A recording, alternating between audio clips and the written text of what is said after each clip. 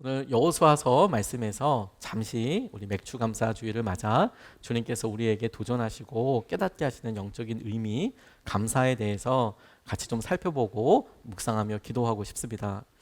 교회력으로는 7월 첫째 주를 맥추감사절로 드리는데 구약의 전통을 따라 3대 절기를 지켜라 라고 시작된 맥추절, 그리고 끝날 때 수장절, 추수감사절 이렇게 이르게 되는 이제 3대 절기 중에 첫 번째 맥추절을 우리가 드리려고 합니다. 이스라엘의 모든 절기들이 농사와 관련되어 있어요. 농사와 관련되어 있어서 그들이 1년 농사에 첫 번째 거두게 되는 실과 중에 보리가 대표적입니다. 그러니까 보리 농사부터 수확을 시작하게 돼서 차례대로 대략 한 5개월에서 6개월 정도 수확의 기간을 갖게 되는데 그 맨 마지막에는 밀과 포도나무가 제일 마지막 즈음에 추수하게 됩니다. 그래서 밀을 다 추수하고 난 다음에 그것을 장막 안에 잘 가두었다, 보관해 두었다. 그래서 장막절, 수장절을 지키게 됩니다. 이스라엘의 농사는 감사에서 시작해서 감사로 끝나게 됩니다. 보리 농사가 아주 풍년이고 잘 되었건가 잘 될 수도 있고 혹은 그렇지 않더라도 그 다음에 이루게 될, 거두게 될 여러 곡식들과 여러 수확물들을 기대하면서 감사하게 되는 그런 일련의 과정을 겪게 되는 것이지요. 저에게는 이런 맥추감사절이 큰 영적인 은혜와 부채같이 영적인 부채처럼 남아 있어요. 저에게 주님께서 이렇게 교회를 개척하게 하시고 그리고 특별히 맥추감사절이라는 특별한 의미를 담아서 우리가 씨앗이 되었지 않습니까? 우리가 열매가 아니라 씨앗이 비로소 되었는데 저희도 이 씨앗으로 또 다르게 씨앗 형태로 열매는 곧 씨앗이니까요. 또 다르게 심겨져서 또 심을 수 있는 교회가 되었으면 좋겠다라는 영적인 부채의식 같은 게 항상 저에게 있어요. 큰 은혜를 받았으면 큰 은혜를 받은 만큼 살아야 한다. 그게 저희 모두의 도전이라고 싶은데요.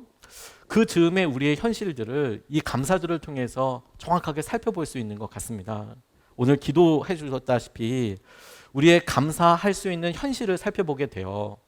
우리가 어떤 종류로 감사를 할 수 있을까? 특별히 오늘 맥추감사헌금을 준비하면서나 그 기도 제목을 적으실 때 반드시 여러분 스스로 질문해 보시고 아마도 훑어보셨을 텐데 어떤 일을 감사할 수 있지? 어떤 일이 바뀌었지? 어떤 일이 주님의 은혜지? 라고 스쳐가는 생각이라도 하실 수밖에 없게 되겠죠. 근데 그런 스쳐가는 생각을 골똘히 붙잡고 곰곰이 묵상하면서 아 이게 주님이 하신 일이고 감사다라고 그렇게 생각하신 분들도 계실 거고 혹은 오늘 기도했던 것처럼 올해는 여전히 힘들었어. 아직까지는 여전히 해결되지 않았어. 우리가 간절히 원했던 기도 제목들이 여전히 그만한 것 같고 여전히 어려운 상황들이 더 힘들어지는 것 같고 이런 일들에 대한 아픔이 있다라고 생각하시는 분들도 있으실 것 같아요. 그럼 우리에게 있어서 이 감사, 우리에게 있어서 이 감사절은 어떤 의미가 있을까? 같이 질문해 보고 싶어요. 히브리어로 감사라는 표현이 감사합니다라는 표현을 하카랏 하토브라고 한답니다. 감사합니다. 하카랏 하토브라고 이야기하는데 그 하카랏 하토브라는 히브리어 감사합니다라는 말을 말 그대로 단어 그대로 해석하면 이런 의미라고 해요. 선한 것을 인식하다. 선한 것을 하토브 선한 것을 인식하다. 깨닫다. 우리의 삶에서 선한 것 하나님께서 만져주시고 하나님께서 개입해 주신 선한 것을 우리가 깨닫다. 인식하다. 히브리어에서는 그게 감사하다라는 거예요. 아, 하나님께서 그와 같은 놀라운 일을 하셨구나라는 것이죠. 우리가 이 감사절을 마주하는 것은 하나님께서는 당신께서 하신 일을 마땅히 드러내시고 우리에게 감사를 받으시는 것뿐만 아니라 이 감사절 자체가 우리에게는 영적인 중요한 도전이 되는 거예요. 주님이 어떤 일을 우리 가운데 행하고 계시고 어떤 일을 붙잡고 계시는가. 이런 감사의 맥락에 하박국은 감사로 기억되는 사람입니다. 비록 무화과 나무 잎이 마르고 포도나무에 열매가 없으며 막 계속되는 없고 없음에도 불구하고 내가 즐거워하고 기뻐하겠다라고 고백하는 것이 하박국에게 있어서 참 놀라운 감사이고 믿음의 태도인데 이 하박국이 굉장히 독특한 부분이 있고 그 부분이 우리의 지금 현실과 굉장히 많이 맞닿아 있다고 싶어요. 하박국은 독특한 부분이 다른 선지자들은 하나님의 때, 하나님의 심판, 하나님께서 이렇게 막 다스리시는 것에 대해서 그때를 미루어 달라고 혹은 그때에 대해서 두려움으로 다가가고 있는데 이 하박국만큼은 그때가 속히 오라고 이야기하는 사람입니다. 하나님의 심판이 좀 빨리 임했으면 좋겠습니다. 하나님께서 하시는 일들이 명확하게 드러났으면 좋겠습니다라고 이야기하는 아주 특이한 선지자입니다. 그의 마음속에 울분 같은 것이 있었어요. 그게 뭐냐면 하나님을 믿지 않는 사람들이 저렇게 융성한 것은, 잘 되는 것은 도대체 무슨 이유입니까? 왜 잘 되는 겁니까 도대체? 아니 그걸 떠나서 하나님을 믿고 예수님을 믿고 따르는 사람, 우리 자녀들, 그런데 그렇지 않고 세상에서나 단순 비교해도 믿음 생활하지 않고 있는 사람들 같은데 잘 되고 오히려 더 그 시간을 귀하게 쓰는 것 같은 사람들이 잘 되는 것은 도대체 어쩐 일입니까? 이런 고민들을 하게 되는 똑같은 질문을 하박국이 가지고 있었어요. 하박국 1장 13절 말씀을 보면 이렇게 나와 있습니다. 주님께서는 눈이 맑으심으로 악을 보시고 참지 못하시며 폐역을 보고 그냥 계시지 못하시는 분이십니다. 그런데 어찌하여 배신자들을 보고만 계십니까? 악한 민족이 착한 민족을 삼키어도 조용히만 계십니까? 이 말은 므낫세 시대에 살고 있었던 이 하박국이 외세의 침략으로 인하여서 나라가 정말 힘들어졌을 뿐만 아니라 므낫세 왕 자체가 갖고 있었던 우상 숭배와 패역함이 너무 편만한데 하나님 어떻게 이렇게 가만히 계십니까? 세상에 이런데 어떻게 가만히 계십니까? 그렇게 하나님 앞에 항변하듯이 항의하듯이 기도하던 사람이었어요. 하박국 1장이 그렇게 하나님께 계속 자기의 마음을 토로한다면 2장은 하나님의 응답이 주어집니다. 그 기도하게 되었던 것을 통해서 하나님이 이러이런 계획이 있다라고 하박국에게 응답하여 주시는데 하박국에게 물이 바다 덮음같이 여호와를 인정하는 것이 온 땅에 가득하게 될 거다. 하박국 2장에 나오는 말이고 의인은 믿음으로 말미암아 살게 될 것이다. 믿음이 의인을 살릴 거다.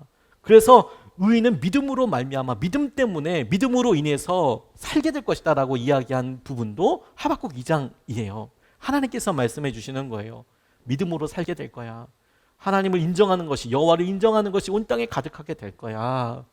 그런데 올라온 은혜와 응답으로 인해서 하박국이 하나님께 향한 기도가 바뀌게 됩니다. 처음에는 항의하듯이 도대체 이게 불공평한 게 뭐예요? 라는 말에 3장 2절 말씀을 보면 그가 이렇게 바뀌어요. 주님, 내가 주님의 명성을 듣습니다. 주님께서 하신 일을 보고 놀랍니다. 주님의 일을 우리 시대에도 새롭게 하여 주십시오. 우리 시대에도 알려주십시오. 진노하시더라도 잊지 마시고 자비를 베풀어 주십시오. 이렇게 이야기해요. 주님 알려주십시오. 주님께서 그런 계획을 갖고 계시는 것을 제게 알려주셨듯이 이 시대에 우리 모든 성도들에게, 우리 주위에 있는 사람들에게 알려주십시오라고 그의 기도가 바뀌게 됩니다. 이런 시선의 바뀜의 끝에 그가 기도하였고 부조리 불합리화에 대해서 고통받았고 힘들었고 그래서 기도했던 하나님의 응답을 받고 그의 시선이 바뀌고 난 이후에 상황은 아무것도 바뀌지 않았습니다. 뭐 재물이 생긴 것도 아니고 시대가 나아진 것도 아니지만 비로소 열린 영적인 눈, 하나님을 바라보는 눈으로 인하여서 그에게 고백되어진 말씀이 오늘 본문 말씀이에요. 아무것도 없어도 내가 주님 감사할 수 있어요. 예배할 수 있습니다.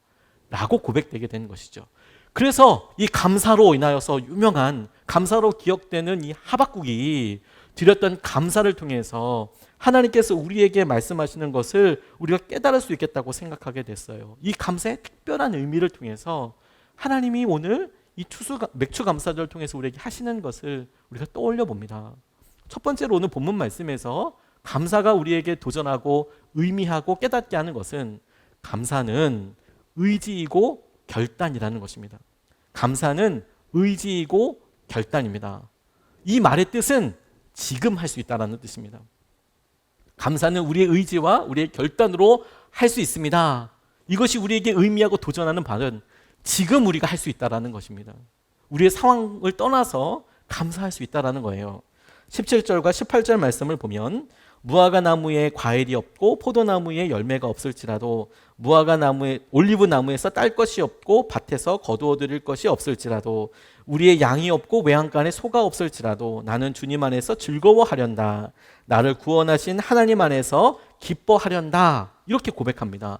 기뻐하련다, 즐거워하련다, 그렇게 하겠다라고 의지력으로 결단하고 있습니다.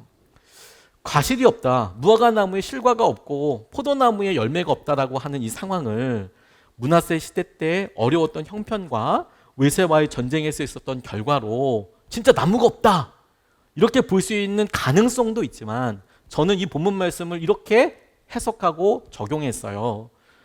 마땅히 누릴 수 있을 거라고 생각했던 것조차도 누릴 수 없는 상황이었구나. 무화과 나무 놔두면 무화과 열매에 맺히고, 포도나무 농사를 짓지만 열리고, 하다못해 그냥 풀어만 놓고 그래서 잘 방목만 해도 이렇게 새끼 양이 낳고 막 이렇게 되는 여러 일들조차도 없는, 그냥 일상적인 은혜, 그냥 있으면 누렸다고 생각할 당연했던 은혜라고 생각한 것조차도 없는 그 해, 그때 그의 마음속에 있었던 것을 보게 되는 것이죠. 어떤 상황에서도 우리에게 이런 감사의 조건들을 생각해 보게 되면 결과, 열매 보았을 때 특별하게 없고 특별하게 아무런 감사의 제목이 없다고 생각할 수도 있습니다. 그런데 여러분, 어떤 조건에서도 감사는 고백이고 주님을 향한 태도가 돼요. 주님을 향한 태도. 그래서 이 감사절과 이 감사라는 행위가 우리의 영적인 상태를, 지금을 진단해 주는 굉장히 중요한 도전이 됩니다. 감사절을 맞아서 감사하게 되고, 감사라는 형태를 통해서 우리가 우리의 믿음의 시선을 바꿔보게 될 때 우리가 지금 어떻게 믿음 생활하고 있는지가 드러나게 돼요.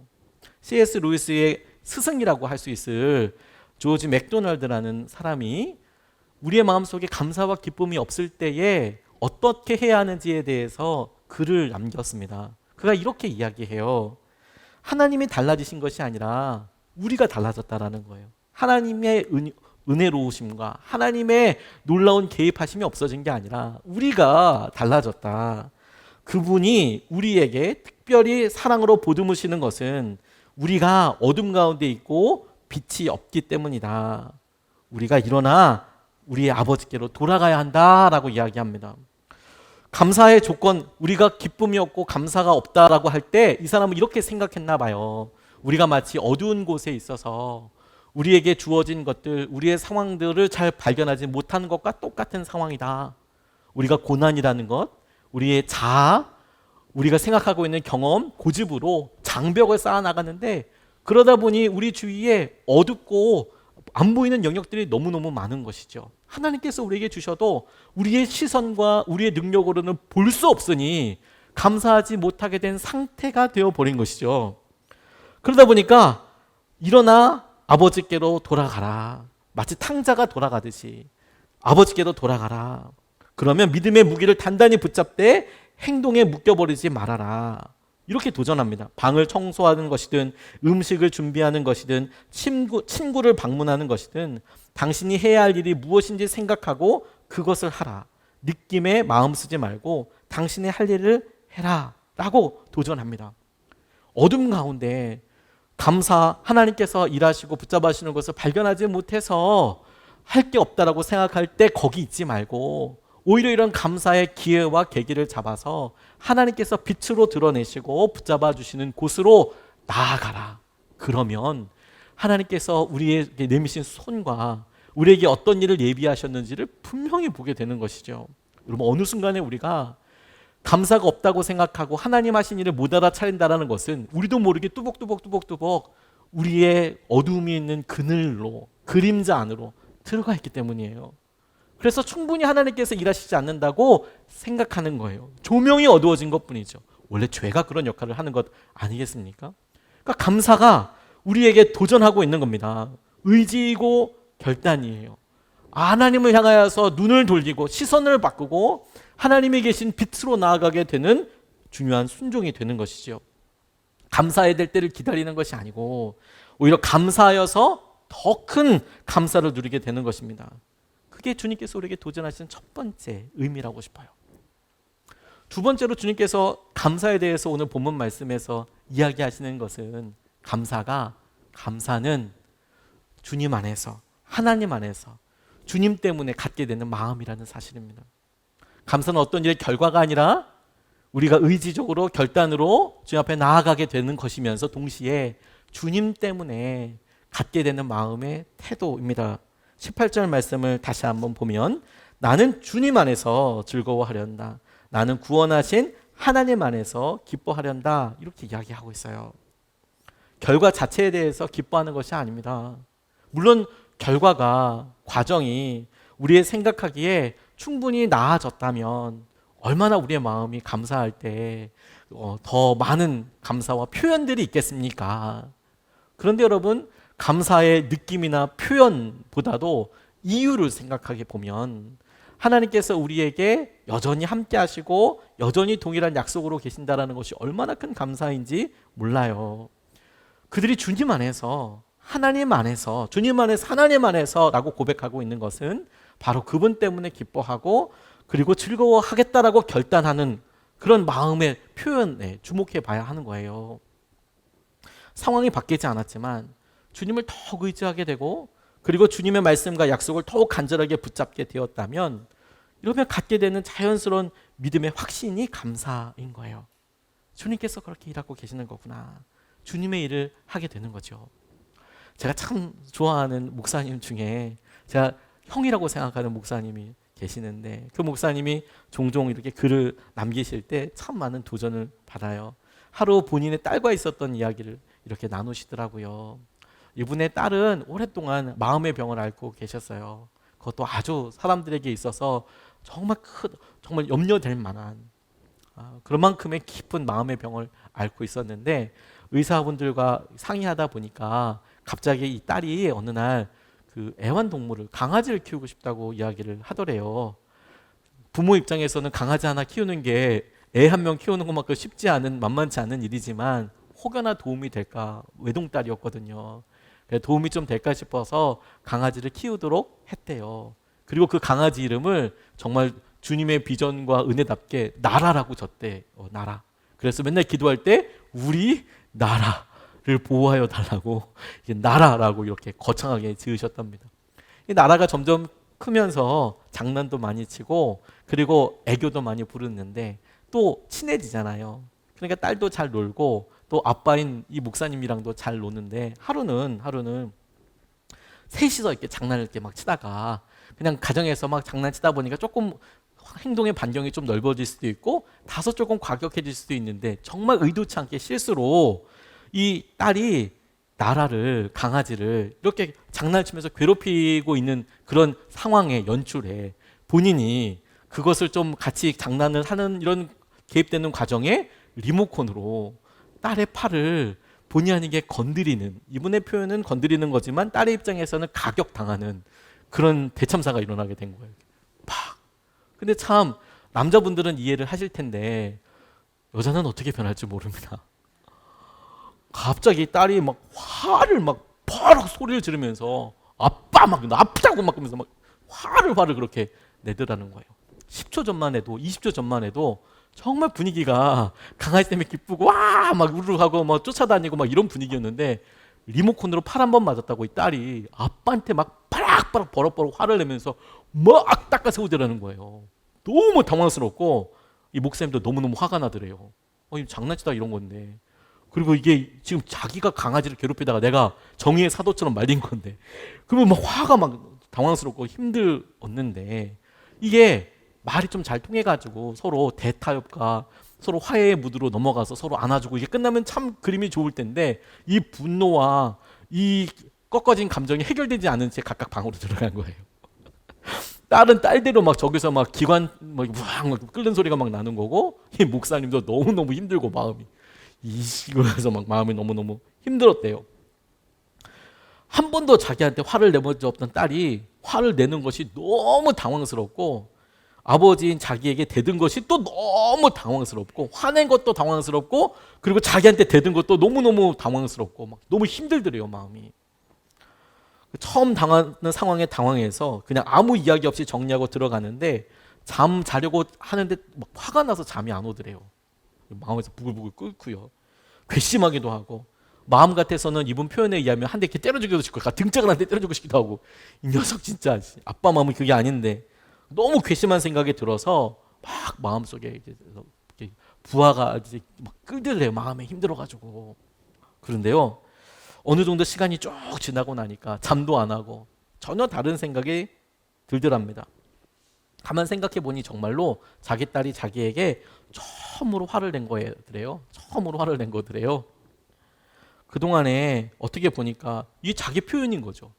그동안에 우리 딸은 자기 표현이 없어서 친구들한테 왕따 당하고 힘들고, 아프면 아프다고 얘기해야 되고, 힘들면 힘들다고 얘기해야 되고, 좋으면 좋다고 이야기했는데 그냥 똑같은 표정과 똑같은 그냥 웃는 것처럼 이렇게 대하지만 사실 마음은 무너지고 있었는데 그거 못 해가지고 너무 힘든 마음의 병이 된 거거든요. 상황이 너무 힘들었던 거거든요.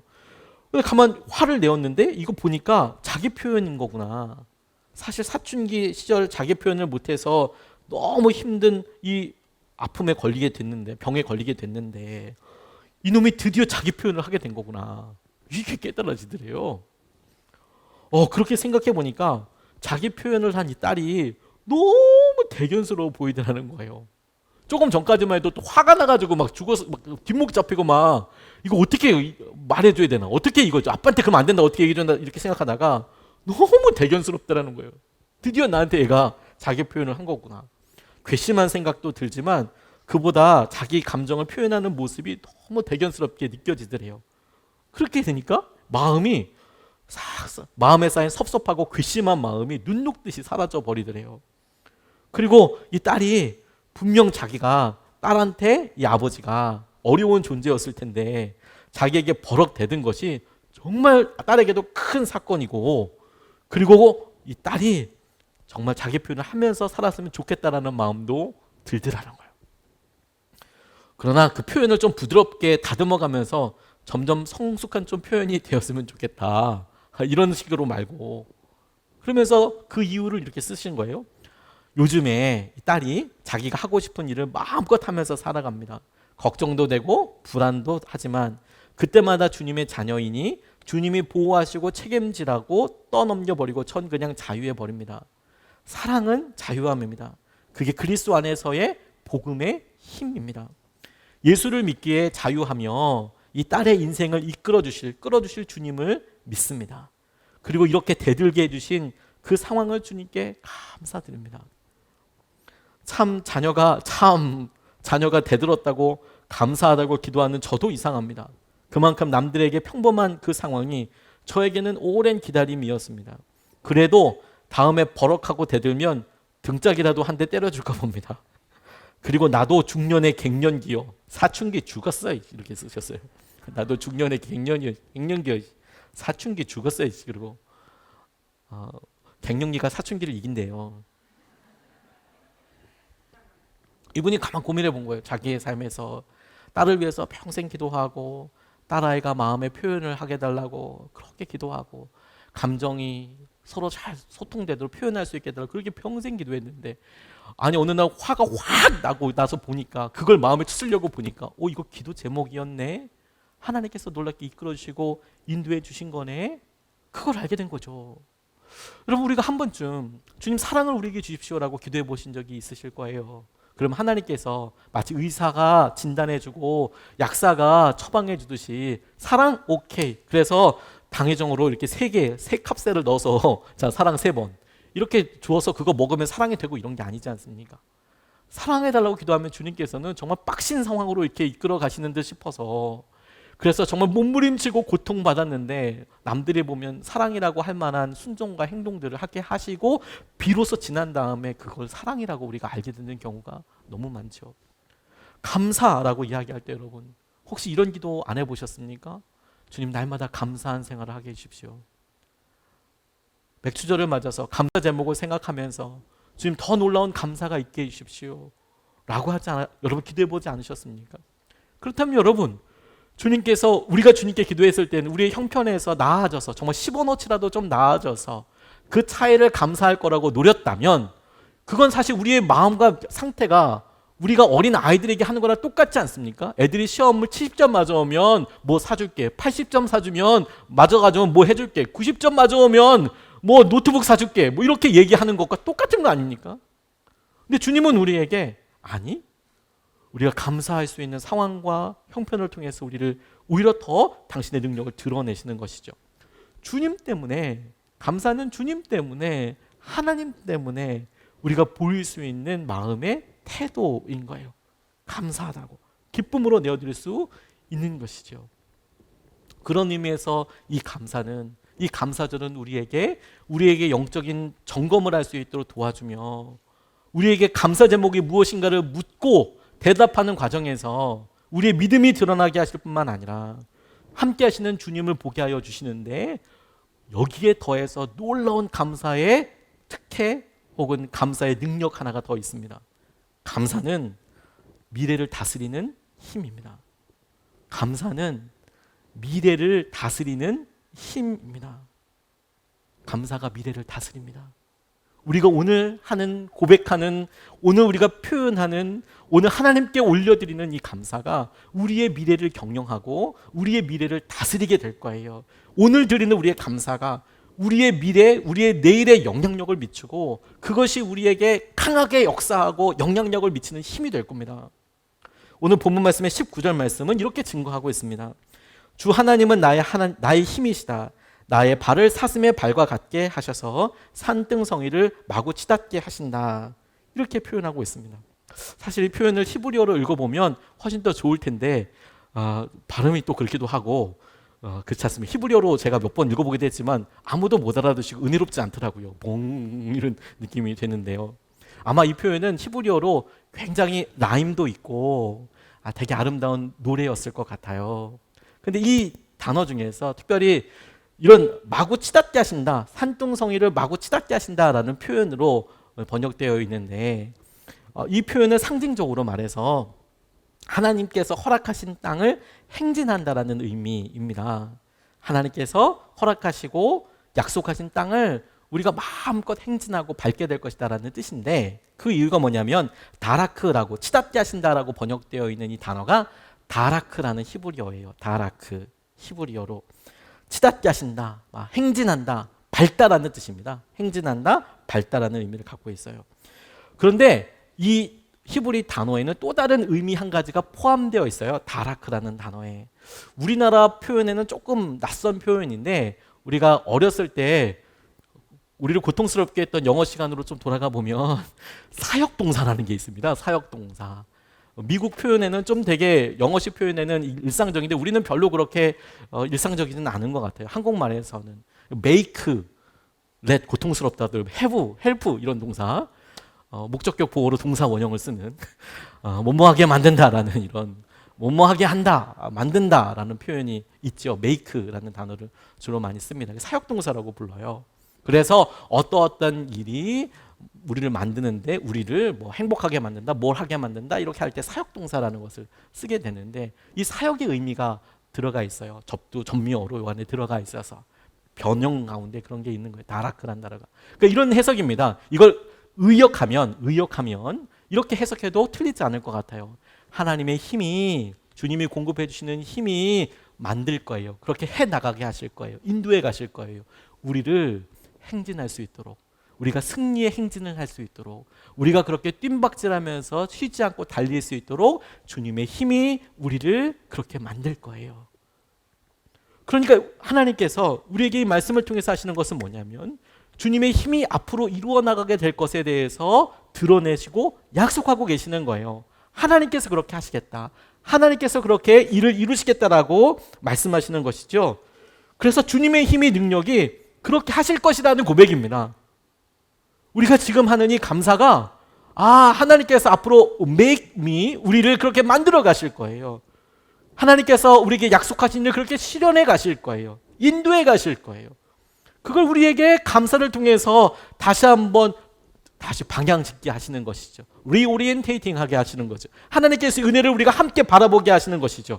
그런 의미에서 감사는 미래를 다스리는 힘이에요. 오늘 정말 힘들고 어려워 보이지만 오늘 우리가 드리는 감사는 내일 우리가 충분하고 내일 놀랍게 경험하게 될 하나님의 능력이 될 거예요. 감사는 그렇게 놀라운 것이 됩니다.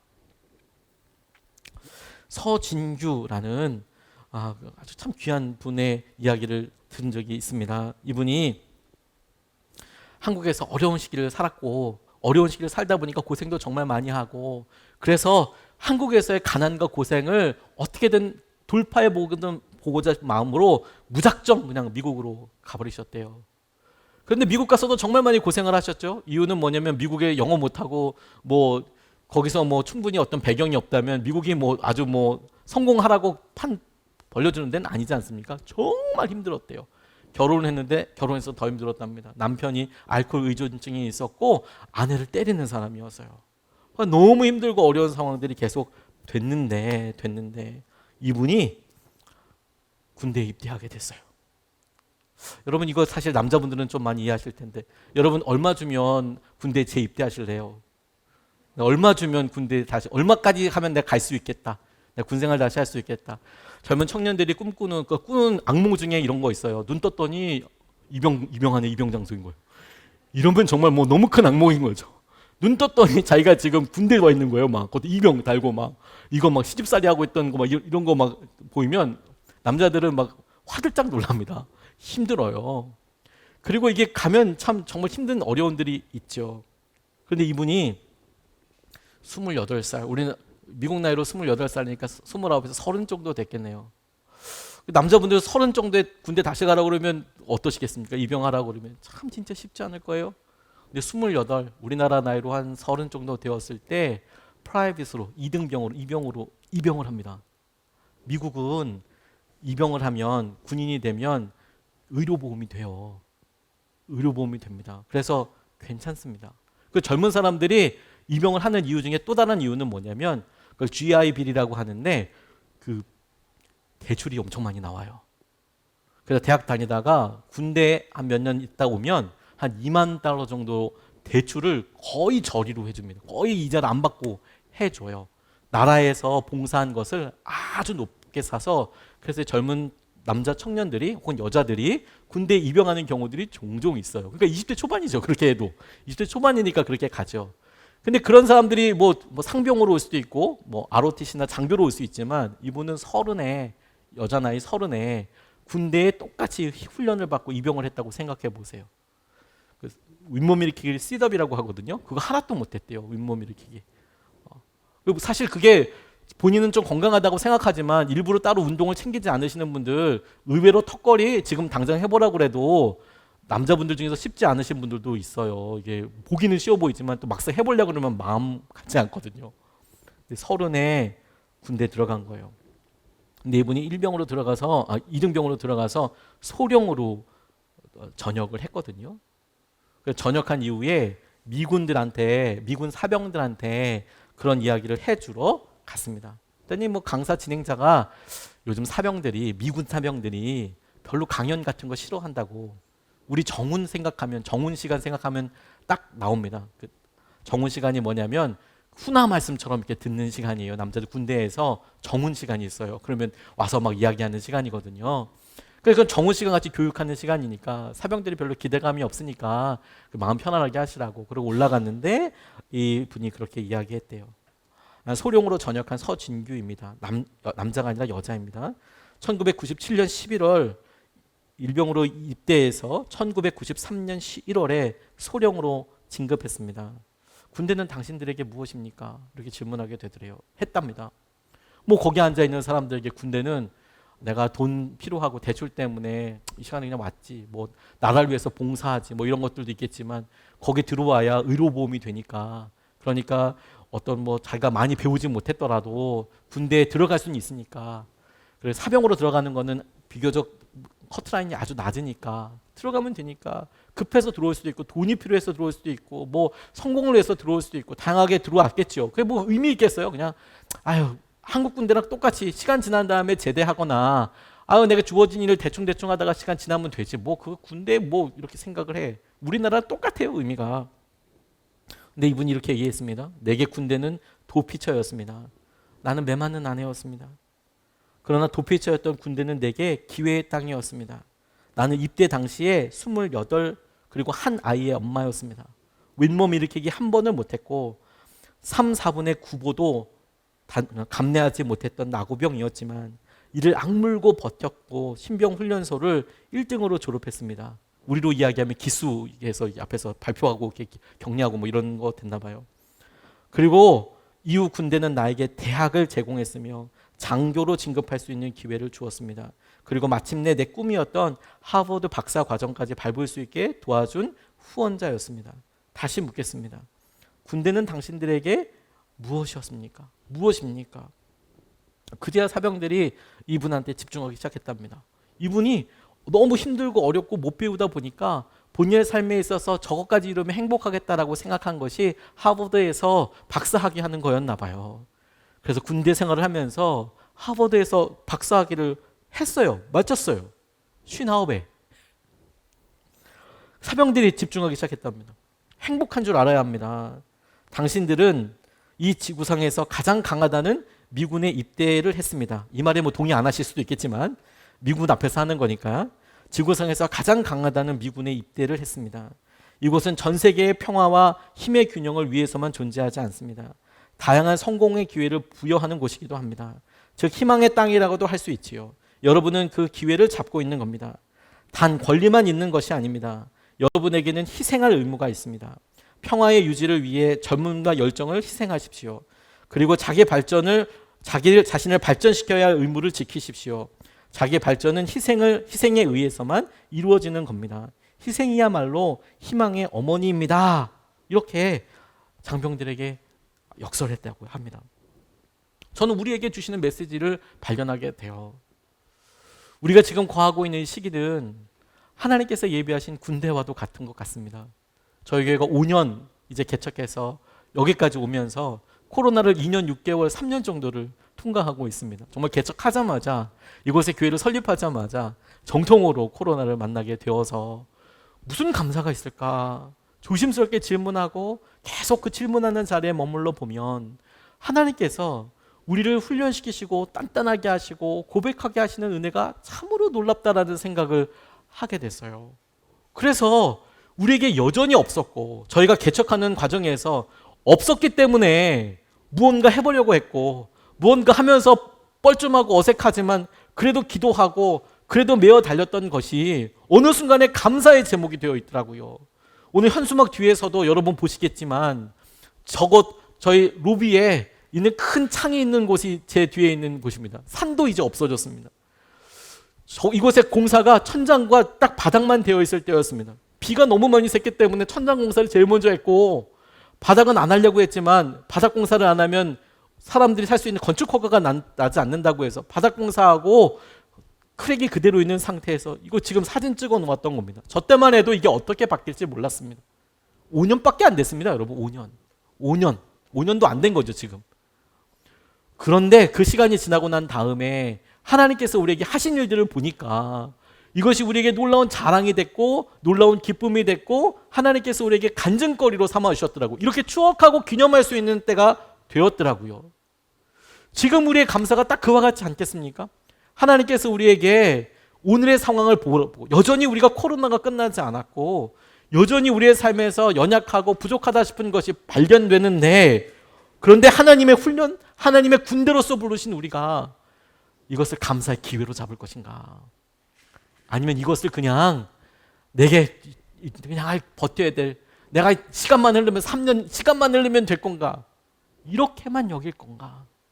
물론 여러분 우리가 고난 가운데 우리가 그것을 살아가고 지켜내기만 해도 너무 큰 감사이고 너무 수고하시는 거고 하나님의 기쁨과 은혜임에 틀림없지만 그런데 옆에서 함께 믿음 생활하면서 한 번만 더 도전해보고 싶고 조금만 더 용기를 내보라고 싶은 것은 감사가 미래를 다스리는 힘이니 오늘을 감사하고 내일을 주님의 능력 가운데 거하세요. 오늘을 감사하고 내일을 1년 후를 주님의 능력이 이루신 것을 보고 더 놀라운 감사를 하십시오. 그것이 우리 삶에 주님께서 하시는 은혜와 충만하심을 누리게 되는 그런 주님의 도전이라고 싶습니다. 우리가 찬양하고 기도하고 싶습니다. 우리가 지금까지 지내온 것은 다 주님의 은혜입니다. 주님의 은혜를 빼고는 아무것도 할 것이 없죠. 오랜만에 오신 파송 선교사님과 잠깐 인사하면서 요즘도 특세하시냐고 물어보셔서 30차 하고 있다고 말씀드렸습니다. 40일 특세, 죽을 때까지 계속되는 40일 특세가 주님이 저에게 너는 날마다 특별할 것을 믿느냐, 첫 번째 40일 특세를 마치고 저희가 이 태전동 땅을 발견했거든요. 너무 감사했어요. 근데 너무 힘들더라고요. 제가 40일 특세 다 하니까. 그것도 특세니까 또 더 힘들더라고요. 프린트도 나눠주잖아요. 그 프린트 지금도 만들고 있어요. 너무 힘들더라고요. 설교 혼자서 하루에 막 매주마다 한 8편, 화요 때는 화요 정보도 있어요. 9편 꼬박꼬박 하니까 진짜 힘들더라고요. 근데 주님이 저한테 물으셨어요. 뭐 날마다 특별할 걸 믿냐? 예, 주님 날마다 특별할 걸 믿습니다. 그런데 왜 안 하는데? 그래서 날마다 특세를 하는 거예요. 그러다 보니까 5년인데 벌써 30차가 됐네요. 지금 30차가 진행 중에 있습니다. 올해로서는 4차이겠지만 30차가 되겠네요. 어느 순간에 이게 흘러온 것이 하나님의 은혜더라고요. 그리고 그때그때마다 놀라운 은혜와 감사들이 있지 않습니까? 그 주인공이 여러분들이에요. 우리 교회가 조그만한 잣대가 되었으면 좋겠습니다. 마치 우리 키를 재듯이 우리 파송 선교사님들에게는 과거에 믿음을 썼던 것을 마치 오래전 엄마 아빠 집에 가서 어렸을 때 키를 쟀는데 한 1년 지나고 2년 지나서 다시 가보니 요만큼 늘었고 어느 순간에 부쩍 자랐던 것을 볼 수 있게 되는 자가 되고, 예수님의 사람들에게는 지금 남아서 우리 함께 생활하는 우리 모든 사람들에게는 그런 흔적들이 우리에게 또 다른 아름다운 흔적으로 남아서 키가 자라고 하나님이 하신 능력을 보고, 무엇보다도 여러분 예수님의 사람들에게는 이 모든 것이 주님의 능력으로 경험되는 것 아니겠습니까? 오늘 감사했더니 이 감사가 미래에 우리를 다스리는 힘이 되는 거예요. 주님께 감사 찬양하고 같이 말씀 붙잡고 기도하겠습니다.